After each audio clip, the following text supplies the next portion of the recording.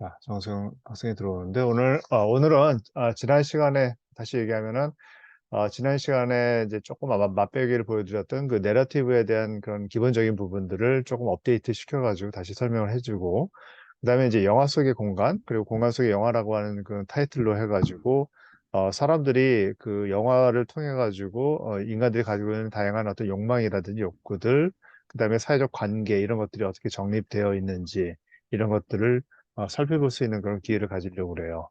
그리고 마찬가지로 다음 주에 우리가 이제 서촌에 가게 되죠. 필드 트립을 가게 되는데 거기에 대한 안내 그렇게 해가지고 진행을 하도록 하겠습니다. 일단 오늘 그 내러티브에 관한 부분을 먼저 좀 설명하도록 할게요. 자, 일단 창을 좀 크게 띄우고 진행을 하도록 합시다. 음.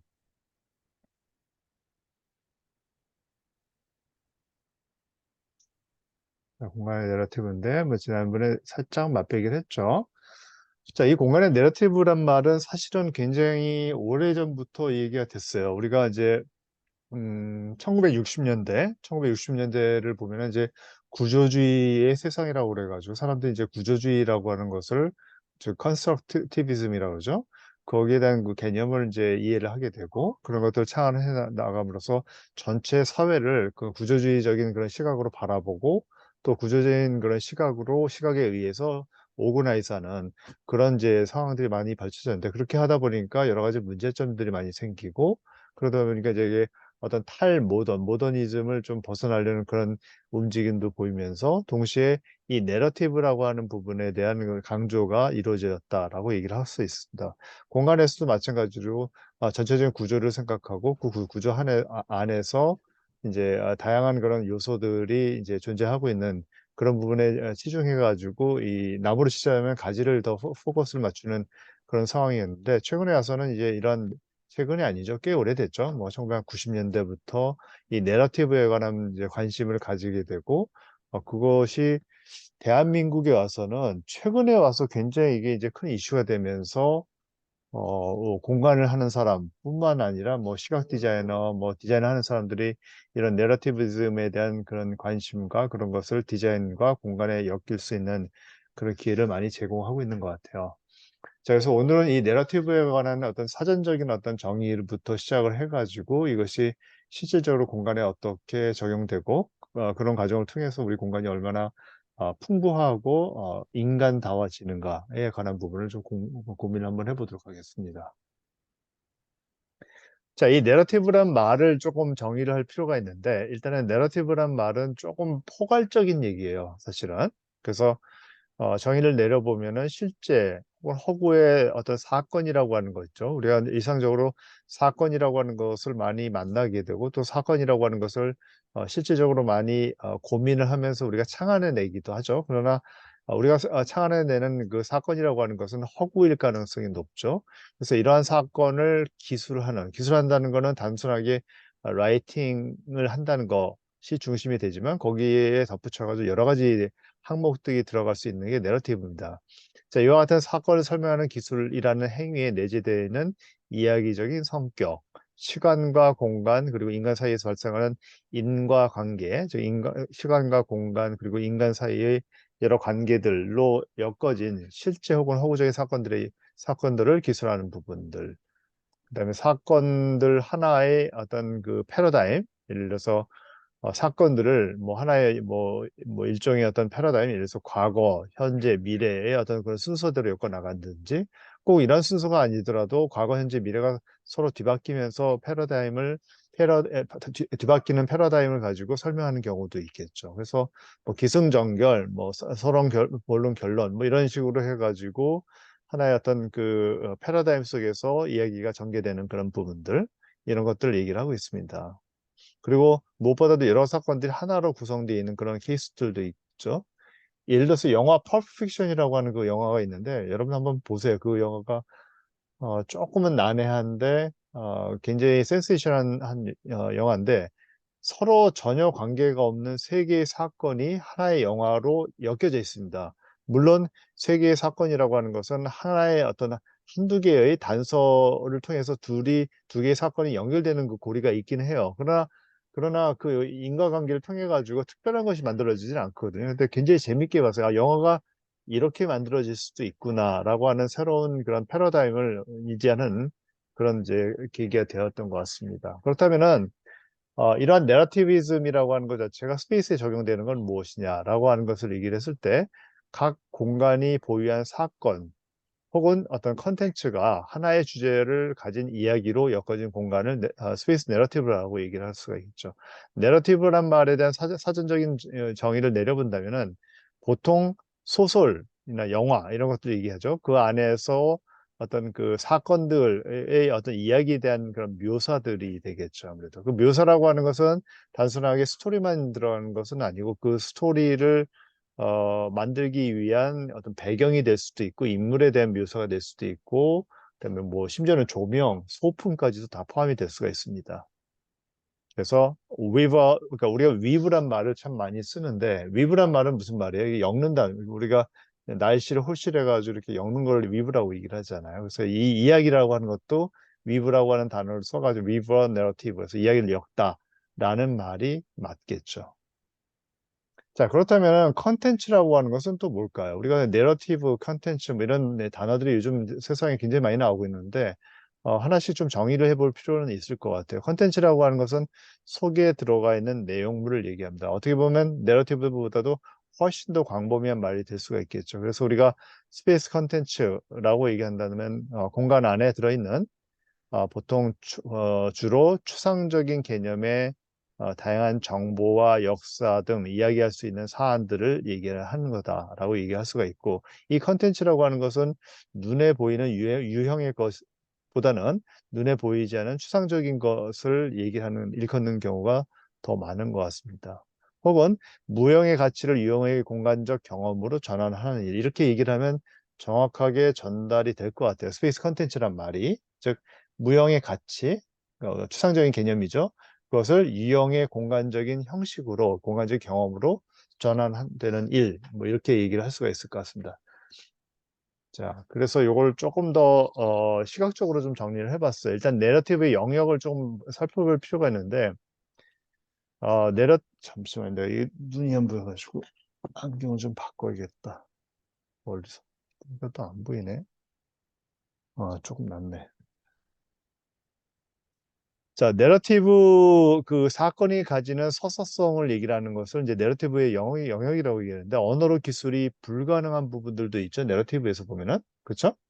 언어로 기술이 불가능한 모든 종류의 서사성 전부를 포함하는 거기 때문에 이 내러티브란 말은 스토리만 포함된 것이 아니라 뭐 영상이라든지 그 안에 들어가는 뭐 만화 뭐 아니면 뭐 그다음에 3차원 조형물 그다음에 어떤 이미지, 무슨 이미지의 어떤 명도나 채도, 뭐 어떤 그 변환과 흐림, 뭐 이런 겹쳐짐, 이런 그 영상적인 테크닉 이런 것들을 다 포함을 시켜가지고 내러티브라고 얘기를 하고 있고 스페이스에서 다루고 있기 때문에 이러한 것들이 결국 공간적인 언어로 표출될 가능성이 조금 더 높다 이렇게 얘기를 할 수가 있습니다.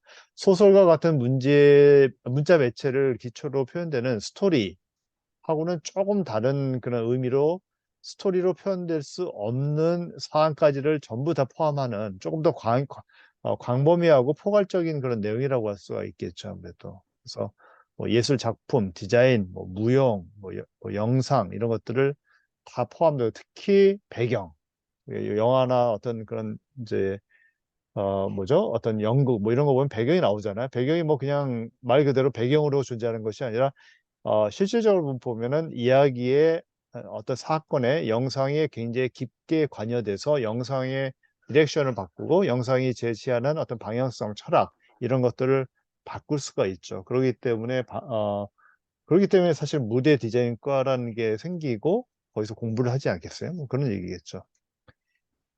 이러한 그 다양한 방식으로 표현되는 수많은 이제 사건들 그 사건들이 집합이 말하고자 하는 바가 바로 내러티브다라고 얘기를 할 수 있고 영화, 만화, 음악, 춤 등 모든 수단의 표현 방식에서 전하고자 하는 일종의 이야기가 있다면 그, 어떻게 될까요? 그 전달 과정에서 사용되고 있는 여러 가지 기호적인 체계들, 언어, 문자, 뭐 음향, 동작 이런 것들, 관습적인 사항들 이런 것들이 다 포함을 시켜가지고 내러티브다라고 얘기할 수 있기 때문에 우리가 보통 생각하는 스토리에서 국한되고 있잖아요. 물론 이제 스토리가 제일 중요하죠. 그리고 내러티브의 어떤 전체적인 전반적인 것을 결정하는 것은 스토리라고 볼 수가 있고 스토리 이외에도 이와 같은 다양한 것들이 포함이 돼가지고 공간적인 언어로 치환돼서 공간을 경험함으로써 이러한 것들을 경험하게 해주는 그런 프로세스다라고 얘기를 할 수가 있습니다. 조금 어려울 수도 있고 그런데 사실 이 부분을 좀 정확히 이해를 하고 있어야지 공간과 내러티브를 연결시켜 가지고 여러분들의 어떤 작업이라고 하는 것 자체가 좀 풍부해지지 않을까 이런 생각을 하고 있습니다. 디자인을 잘하는 거는 글쎄 이런 실내 디자인을 공부를 하고 본인이 10년 이상 공부를 하다 보면은 관심을 가지고 있다 보면은 글쎄 뭐 감각, 공간적인 감각 이런 거는 그렇게 큰 문제가 될 것 같지는 않아요. 근데 가장 중요한 것은 어떠한 철학을 가지고 있고 어떤 내러티비즘이라고 하는 것을 본인이 소화할 수 있는 능력이 가지고 있느냐. 이게 여러분들 이제 어떤 성공의 어떤 그러니까 공간 디자이너로서의 어떤 성공의 중요한 단서가 되지 않을까 이렇게 판단이 됩니다. 우리가 이거 서사라고 하는 것을 좀 공부를 좀 해봤어요. 그래서 이 서사라고 하는 것은 전반적으로 이야기가 있고 이야기를 이제 스토리라고 얘기하죠. 그거 말고도 이제 디스코스라고 해서 담화라고 하는 부분들이 있습니다. 담화는 조금 더 딱딱한 부분이고, 그러니까 이야기 속에 숨겨져 있는 그런 방식을 얘기를 하는 건데, 우리가 이제 보통 이야기, 담화 이 두 가지를 나눈다면은 이야기 속에는 보통 사건이라고 하는 게 이제 존재하죠. 그렇죠? 그러니까 사건이 존재함과 동시에 또 어떤 그 존재물이라 existence라고 하는 게 있는데 그거는 등장인물이 있고 그다음에 배경이 있게 되는 거죠. 그리고 사건은 어떤 행위라고 하는 게 일어나지만 그 행위라고 하는 것 자체가 일상적으로 느껴지는 그런 부분들이 있는데 거기에 갑자기 뭐 어떤 특별한 엑시던트, 특별한 사건이 포함이 되죠. 그게 이제 돌발사라고 하죠. 그래서 일반적인 루틴한 그 일상 속에서 돌발사가 생김으로써 전체적인 사건이 구성되는 그런 방식이라고 할 수 있고 이런 것들이 마찬가지로 공간에 적용이 될 수가 있죠. 루틴한 스페이스 디자인 속에서 갑자기 나타나는 어떤 돌발적인 어떤 그런 공간 체계들 뭐 이런 것들이 포함이 될 수가 있고 존재물이라고 하는 것은 등장인물고 인물과 그 배경을 얘기하는데 배경도 이런 측면에서 봤을 때 굉장히 중요하다 이렇게 얘기를 할 수가 있습니다.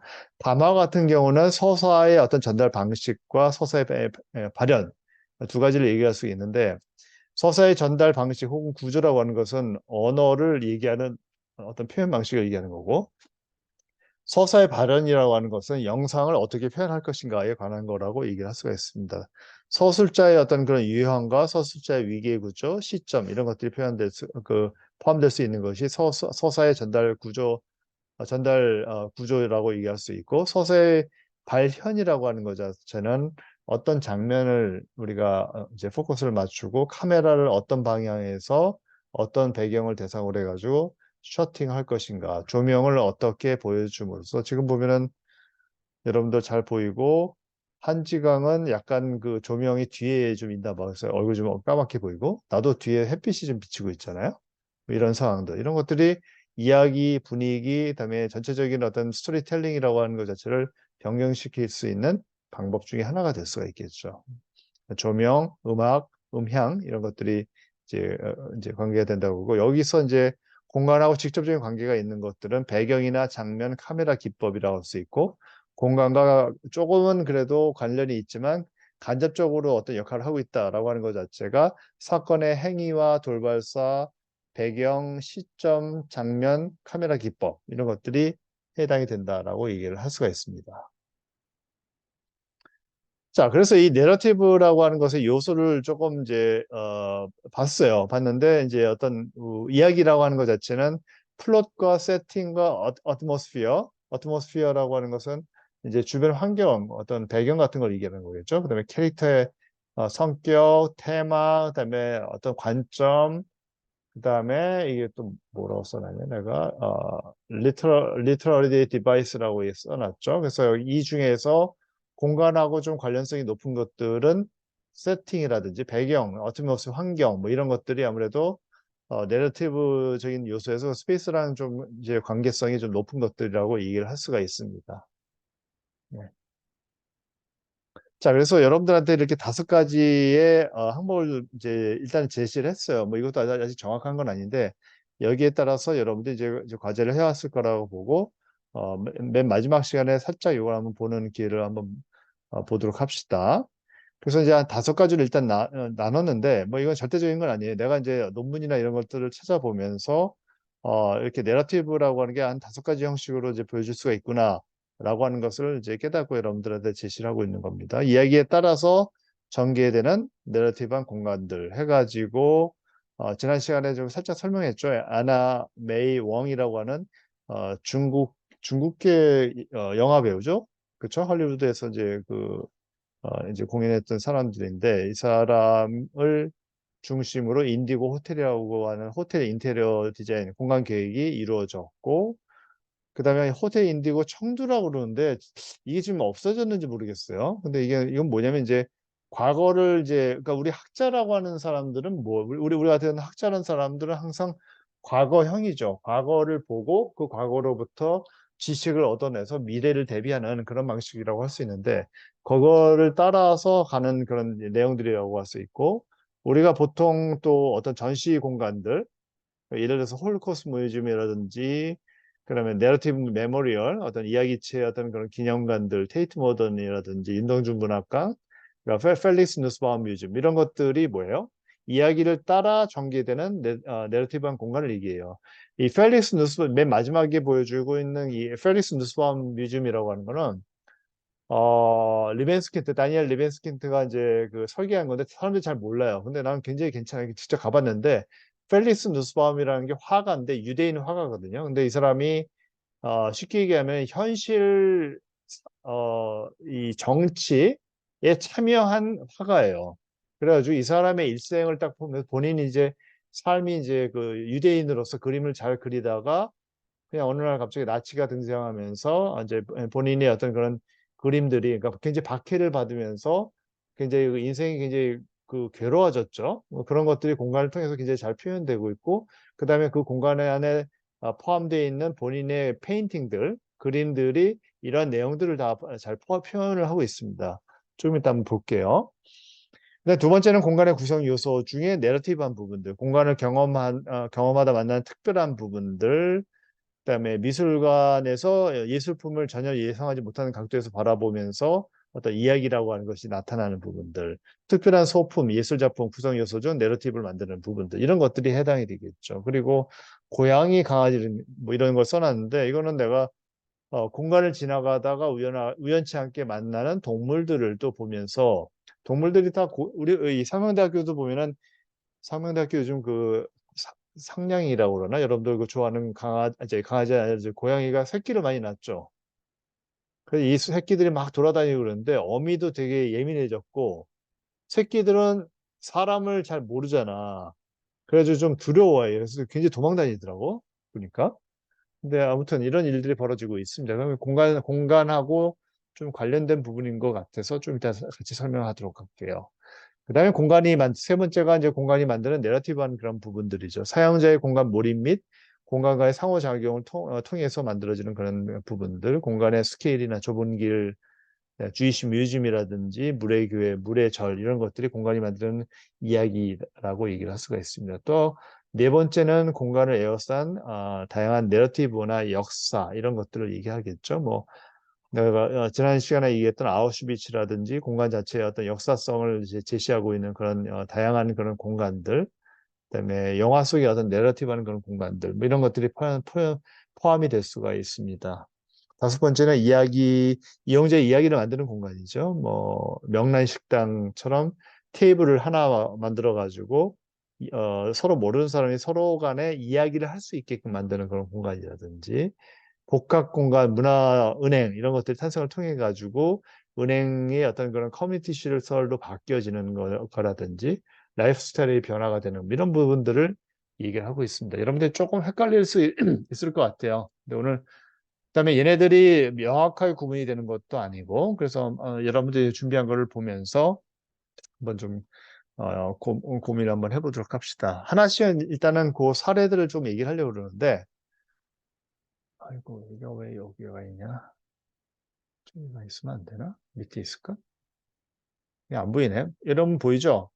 자, 이 인디고 호텔 로스앤젤레스에 가보면은 그 인디고 호텔이라고 하는 거는 굉장히 큰 체인 호텔이죠. 우리나라에도 아마 있는 걸로 알고 있는데, 여기 여기서 인디고 호텔 LA는 백럿 프로덕션이라고 그래가지고 에나마이 웡이라는 이제 영화 배우의 인생을 스토리로 만들어서 공간을 구성을 했죠. 이 웡이라고 하는 사람은 1900년대 초반에 이제 활동하던 그런 배우라고 얘기를 해요. 차이나타운에서 중국계니까 차이나타운에서 자랐으며 최초의 중국계 미국인 국제 영화 배우였다라고 얘기를 합니다. 여러분 잘 모르죠? 굉장히 유명한 배우예요, 사실은. 그리고 그녀의 경력 전반에 걸쳐 60편 이상의 영화에 출연했다는 건 대단한 거죠. 명예의 거리, 그러니까 로스앤젤레스 명예의 거리에 별을 받은 최초의 아시아계 미국인 여성이었다. 해서 중요한 것은 좀 이따 나오겠는데 호텔 전반적으로 이 사람의 흔적이 다 나와 있습니다. 이 사람이 등장했던 영화에 등장했던 어떤 소품들도 나오고 이 사람을 또 이렇게 파파라치들에게 사진을 찍잖아요. 그런 사진들도 이렇게 나와 있고 그래서 굉장히 재밌어요. 그 호텔 자체가. 그래서 나도 이제 로스앤젤레스 한번 가보면 이 호텔에 한번 묵어야겠다. 뭐 이런 생각이 좀 듭니다. 뭐 예를 들자면은 꽃무늬 벽지라고 하는 게 라 피에스타 데 라스 플로레스 를 이런 영화가 있나 보죠. 를 회상을 시키고 엘리베이터에 가면 주류 밀매점을 이제 연상시키는 그것도 마찬가지로 이 사람이 등장했던 영화라고 할 수 있고 보석이 얹혀진 전등으로 장식된 볼룸. 그다음에 객실층에 들어가면 이제 할리우드 황금기의 실물 크기의 어떤 파파라치 흑백 이미지 사진이라든 이런 것들이 등장하면서 이야기라고 하는 것 자체를 호텔에 담고 있는 그런 상황이라고 볼 수가 있습니다. 예, 한번 볼게요. 자, 보면 굉장히 모던한 그런 이제 호텔이죠, 사실은. 이게 진지 얼마 되지도 않았고, 리노베이션 한지 얼마 안 됐고. 그리고 이제 그 여자가 썼던 모자인 것 같아요. 모자가 있고, 자, 이런 벨벳류의 어떤 가구들이 이 사람이 이제 등장했던 여러 영화라든지 왜 본인이 입었던 의상들 이런데 많이 등장하는 그런 부분이라고 할 수가 있습니다. 여기 보면은 이제 애나 왕이 이렇게 뒤에서 이렇게 있는 걸 사진을 딱 찍어가지고 보니까 이 사진을 보면은 이렇게 해가지고 전체 사진이잖아요. 그렇죠? 근데 뒷모습을 찍었는데 뒷모습 그 바로 앞에 또 이렇게 저기 거울이 있잖아요. 굉장히 다중적인 그런 시각을 만들어내고 있어요. 그래서 우리는 사진을 보고 있지만 이 사진 안에는 애나 왕의 어떤 뒷모습이 보이고 그 사람 앞에는 이와 같은 거울이 있어가지고 이 거울 속에 등장하는 이런 상황들이 어때요? 지금 현재 보이는 모던한 상황들하고는 틀리잖아요. 그러니까 이 거울이라고 하는 것을 통해 가지고 애나 왕이 플레이했던 그 영화 속으로 들어간다라고 하는 굉장히 중요한 시사점을 여기서 제시하고 있는 것 같아요. 동시에 이 거울을 통해서 애나 왕의 얼굴이 살짝 보이잖아요. 자, 이런 것들이 굉장히 풍부한 스토리텔링이라고 하는 걸 제시하고 있고, 이제, 객실에 들어온 사람들은 이러한 부분에 대해서 굉장히 심층적으로, 고민을 하고 생각을 하게 되는, 이런 과정을 통해서 옆에 있는 사람하고 이야기를 할 수 있게끔 만드는 스토리텔링 스페이스라고 얘기를 할 수가 있습니다. 자, 마찬가지로 애나 왕의 어떤 자취 흔적들이 좀 남아있고, 이런 이제 의자들도 한번 보세요. 살짝 클래식해 보이지 않아요? 물론 공간 전체가 약간 클래식하는 부분도 있는데, 자, 이러한 의자들이 아마도 이제 영화에 등장했던 여러 가지 소품들에서 모티베이션을 따가지고, 이런 그 그린색 계열이 사실 굉장히 많이 나와요. 뭐, 잘은 모르겠는데, 그 영화를 내가 보진 않았지만, 그 영화 속에 등장하는 부분 중에 하나가 아닐까 이런 생각이 듭니다. 다 이런 계통의 녹색, 이런, 뭐, 모르겠어요. 이게 그 디자이너가 이런 거를 좋아해서 이렇게 된 건지, 그런 어떤 건지는 정확하게 모르겠지만, 이런 벨벳 같은 그런 이제 천들, 이런 것들이 많이 사용되고 있다는 걸 우리가 알 수가 있습니다. 그렇죠? 뭐 이런 부분들. 재미있고. 그다음에 이게 청두에 있는 인디고 호텔이라는데 맞나요? 잘 모르겠네, 난 이걸 보면서. 근데 어쨌든 가보지는 않았는데, 그래서도 뭐 어떤 그 내용 자체가 이렇게 딱 보면 뭐냐면은 인디아나 존스 알죠? 인디아나 존스에 나오는 그 주인공이 그 고고학자잖아. 고고학자가 뭐 여기 뭐 중국도 가고 인도도 가고 뭐 여기 아프리카 뭐 미얀마 뭐 다니면서 여러 가지 모험을 하는 그런 건데 딱 그 분위기예요. 그래서 어떤 모험한 장소에 갔을 때 술을 이렇게 팔고 있고 그다음에 이런 이제 오래된 타자기를 통해 타자기 같은 것들 소품으로 보여줌으로써 이 어떤 학자가 과거를 여행하는 그런 상황이라고 하는 것을 전개를 하고 있습니다. 자, 그 다음은 뭐냐면 공간 요소 중 내러티브인데, 자, 이게 뭐냐면은, 홍익대학교, 내가 예전에 다녔던 홍익대학교예요. 근데 이제 거기 홍익대학교 내가 86년도에 이제 입학을 했는데, 가자마자 뭐가 있냐면 이게 있어요. 이게 뭐냐면 영원한 미소라고, 이게, 영원한 미소라고 하는 조각 작품인데, 세계적으로 굉장히 유명한 조각가가 만든 거예요. 근데 이 사람이 이걸 여기다 왜 만들었냐? 이 사람이 홍익대학교에 쉽게 얘기하면 연구년을 왔어요. 와가지고 1년 동안 막 작업을 하면서 최종적으로 요거 하나를 학교에 선물을 하고 간 거야. 이게 영원한 미소가 됐고, 이분은 이제 돌아가셨어요. 미국 이제 돌아가서. 근데 어떤 일이 있었냐면은 이 영원한 미소가 1980년대 70년대 말이나 80년대 이렇게 만들어졌을 거예요. 그래서 여기 가운데 힌지가 있어서 얘가 이렇게 바람이 불면 이렇게 돌아가요. 그래서 굉장히 재밌게 이걸 했는데 어느 날 얘가 뚝 부러졌어. 자, 이 뚝 부러지니까 어떤 일이 벌어지냐면 몰라 이게 어떻게 이거 위험하니까 잘라낸 건지 어떤지 모르는데 이 사진을 딱 보자마자 내가 느끼는 게 뭐냐면 이 영원한 미술이라고 하는 게 서울에 있는 홍익대학교에 있는데 어 조천에도 홍익대학교가 있잖아요. 그래서 이 영원한 미소를 의 어떤 모양을 그대로 갖고 와서 교문을 이렇게 만들었거든. 그러니까 홍익대학교를 나온 사람들한테는 이러한 조각상이 이 몸과 마음에 굉장히 이렇게 들어가 있는 거예요. 우리 상명대학교도 그 들어가다 보면 이렇게 그 화살표처럼 생긴 그 게이트가 하나 있잖아요. 그래서 이제 서울 캠퍼스에는 그런 게 없다고 그래가지고 나는 그 게이트를 똑같은 걸 하나 만들자 이렇게 서울에 제안을 했는데 되지는 않았어요. 근데 어쨌든 이 영원한 미소라고 하는 것 자체가 그렇게 마음속에 담아져 있었는데 걔가 뚝 부러지니까 모든 사람이 너무너무 상실을 했어. 어떤 우리 동기 여학생 그 친구는 울었대. 눈물이 뚝뚝 떨어지더래. 자, 그 얘기는 뭐예요?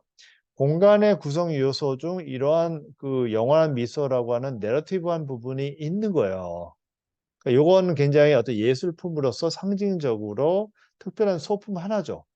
특별한 소품 하나지만 그걸로 인해서 공간 전체가 특징이 지어지고 이러한 특징을 통해 가지고 어떤 내러티브라고 하는 것이 만들어지는 그런 과정들이고 홍익대학교 미대를 나온 사람이 홍익대학교 앞에다 미술학원을 차렸는데 그 이름이 영원한 미소야.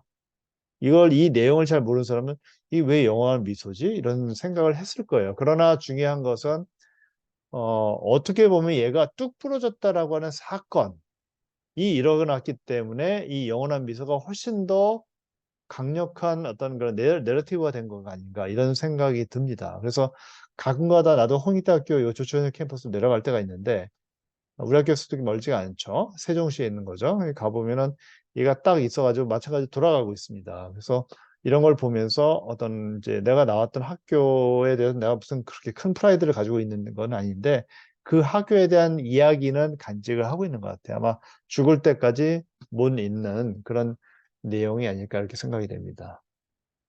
우리 학교는 뭐가 있을까? 여러분들 우리 학교에서 조금 생각나는 게 뭐가 있어요? 응?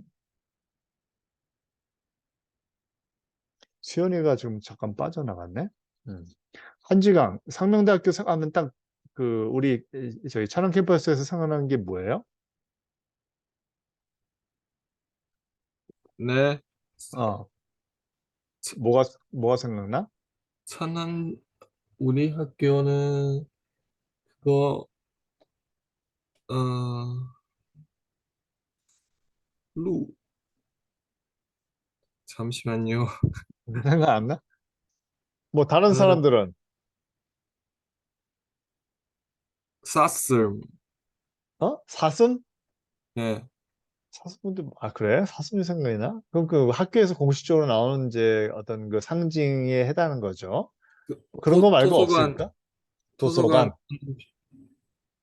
도서관 같은 것도 있고. 그럼 디자인 대학은 뭐가 생각나요? 생각나는 게 우리 별로 거기 없지. 그거 나무 계단 거기에. 나무 계단이 생각이 나. 아, 그래? 네네네. 남캐. 어, 그래? 나무 계단 왜 생각이 그 날까? 공원 앞에 그거 그거 뭐지? 폭포 상, 있는 것 같아요. 상징탑, 게이트. 네네네. 네네. 게이트가 굉장히 특이하게 우리 그 시각 디자인과 교수님이 이제 그 디자인한 건데, 아, 생각보다는 그렇게 인지성이 없어요. 그리고 사람들이 그거를 있는지 모르고 오는 경우, 나는, 그래서 이건 내 개인적인 생각인지 모르겠는데, 나는 고양이가 생각이 나던데? 아, 맞아요. 그렇지 않나? 나는, 네, 아니, 우리 그 맞아요. 학생들이 이렇게 고양이를 좋아하는, 나는 개인적으로 이렇게 고양이를 좋아하는 사람은 아닌데, 개를 더 좋아해요. 근데 이상하게 고양이를 굉장히 좋아해. 그래서 나도 지나가서 좀 만져봤는데, 아, 여기 이쁘더라. 응? 그러니까 그 이제 새끼들 중에 한 마리 내가 갖고 왔으면 좋겠다는 생각이 들 정도로 되게 이뻐. 근데 모든 이제 그 학생들의 사랑을 받고 있죠. 그리고 거기 보면 학생들이 이렇게 그 먹는 걸 이렇게 스테이션을 또 만들어 놓은 우리 그 계단 철제 계단 밑에다 만들어 놨잖아. 정말 이 정성이 대단한 것 같아. 자, 아무튼 이러한 부분이 좀 있습니다. 음. 수연이가 잠깐 나갔다가 왜 안 들어오지? 음. 자, 이 해민당이 있었거든요. 있어? 네. 아, 쏘리.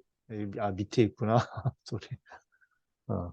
자, 이 해민당이 뭐냐면은, 우리 이제 학생이 이제 여기다가 그 4학년 학생이 졸업장을 여기다 하고 있는데, 뭐냐면 이게 어떤 사람이 카페를 차렸는데, 이렇게 물론 서울시 한복판에, 을지로 한복판에 있는 데인데, 굉장히 후미진 곳에 좁은 골목길 안에다 카페를 차렸어요. 이거 잘 안 될 거라고 생각했는데, 아, 이렇게 좁은 골목에도 카페를 차릴 수 있구나, 라고 하는 것이 입소문이 딱 타면서 카페가 막 됐어. 근데 어느 날 어떤 사람이 딱 오더니, 당신 근데 이 카페 이 자리가 원래 해민서 터 있던 거 아느냐? 이 해민서란 게 뭐냐면은, 우리나라로 치자면은 옛날에 그 종합병원이에요. 종합병원. 서울대학교 종합병원 같은 종합병원. 그러니까 이 시민들, 국민들을 치료해 주던 그런 의료기관이야.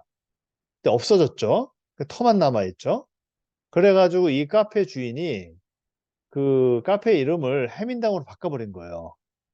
그리고 요 건너편에 또 카페가 하나 있었는데 걔는 아예 커피 이제 전문점 이름을 커피 한약방이라는 게 뭔가? 그러니까 오리엔탈 메디슨을 한약이라고 그러거든요. 중국에도 그게 있죠.